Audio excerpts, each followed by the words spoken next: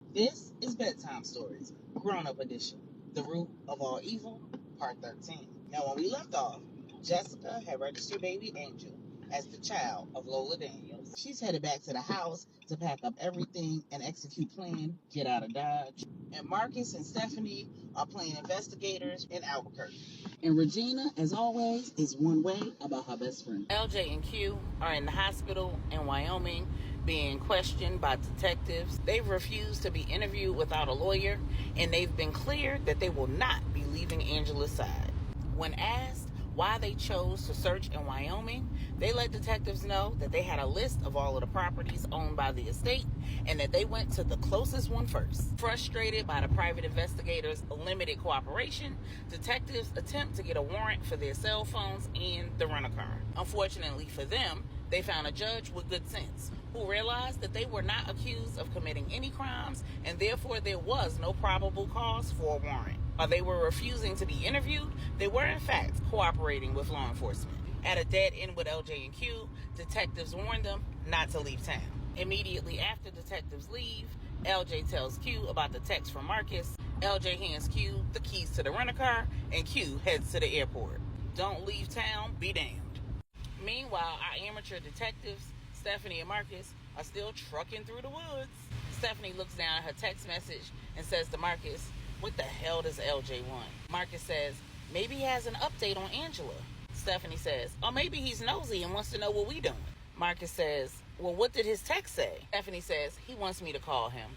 Marcus says, "Steph, call to me. Find out what it is that he wants. It could be about my wife and my baby." Stephanie relents and calls LJ. LJ says, "Baby sis." Steph says, "What do you want, LJ?" LJ says, "Before I get to that, remember when you was a kid and you would call my house to speak to Rennie?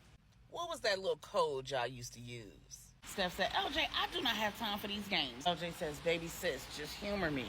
What was the code that you and Rennie used to use? And why? Just think about it for a minute." Stephanie takes a deep breath and she says, "Oh, I finished all my homework." LJ says, "Did you? Did you finish all your homework?" Steph says, "Yes, LJ. I finished all my homework. This whole situation has my emotions all over the place, LJ. I owe you an apology. I should have never took my anger and frustration out on you and Q. I know good and darn well that you would never put my sister in danger. You've been protecting us since we were little kids. You've been a part of our family and we've been a part of yours.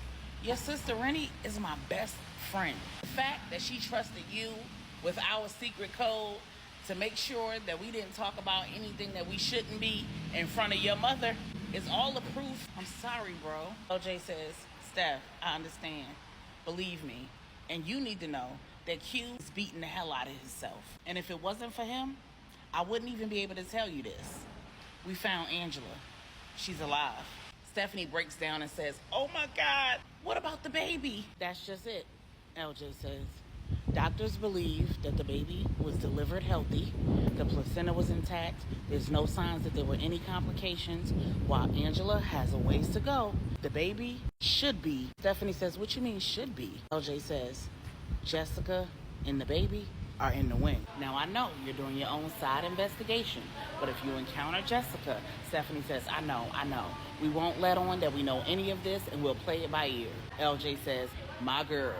Stephanie and Marcus have walked about 2 miles through the woods. Stephanie's told Marcus everything that LJ said on the phone, and then she looked at him and said, "So you snitched, huh?" Marcus says, "I don't know what you're talking about." Using the binoculars that Stephanie packed just in case, they scope out the house and they're pretty sure that nobody's home. But they approach the house carefully. Stephanie and her loaded 357 are leading the way. She creeps up to the door with Marcus behind, takes out the key that she got from the estate manager back in Denver, unlocks the back door, and eases in. As they slowly make their way around the house, they see food containers, baby care items, toiletries, computer equipment, luggage that leads them to believe that someone has clearly been staying in what should be an unoccupied family property. Stephanie and Marcus agree that Jessica left in a hurry but has to be planning to come back. They decide to hide in the house and wait for her. Meanwhile, Q is on a flight to Albuquerque. The flight is a little under 4 hours, and he had to rush to get to his gate with about 5 minutes left before boarding. That was about 3 hours ago. Q is trying to remain calm. He's trying to be patient. He's trying to focus, but his mind just keeps replaying the same video over and over again. Clips from his memories are just replaying from newest to oldest. Finding Angela in the house in Wyoming, but her pecan complexion was pale. She was clammy. She was thinner than just a few days ago when he saw her last in Denver. She was clearly no longer pregnant. Her hair was a tangled mess. She was sweaty and feverish. Her pulse was thready. She was limp and unresponsive, and everything about the scene made his chest hurt, his head hurt, and gave him butterflies. Returning to the house in Denver and finding her gone, and then watching the videos from the surveillance and seeing her abduction, their argument in the hospital room when he refused to tell her about his alcohol addiction, the first time that he found her unresponsive because of preeclampsia, and rushing her to the hospital. Then his mind went back further to hearing the gunshots when Randy Jr. used his gun to shoot his father. Finding Ramona, his woman, clinging to life, stabbed multiple times by her ex-husband. Getting the news from the doctor that their baby, a boy, was gone.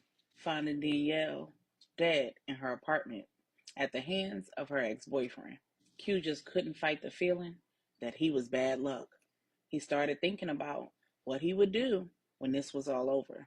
When the stewardess came around taking drink orders, it took everything in Q not to order a double shot of bourbon neat, despite the fact that it wasn't yet 10 a.m. 2 hours later, when Q's flight landed, the Albuquerque police and the FBI were waiting for him at the gate. He was expecting that. As a matter of fact, he called LJ before he got on his flight to let him know that the police followed him from the hospital to the airport. LJ, like the boss he is, came up with a counter plan. While it wasn't his preference, he knew it would work. He called Regina and told her to switch her flight from Casper, Wyoming to Albuquerque, New Mexico. Her flight landed about 30 minutes before Q's, and she's already waiting for the rental car.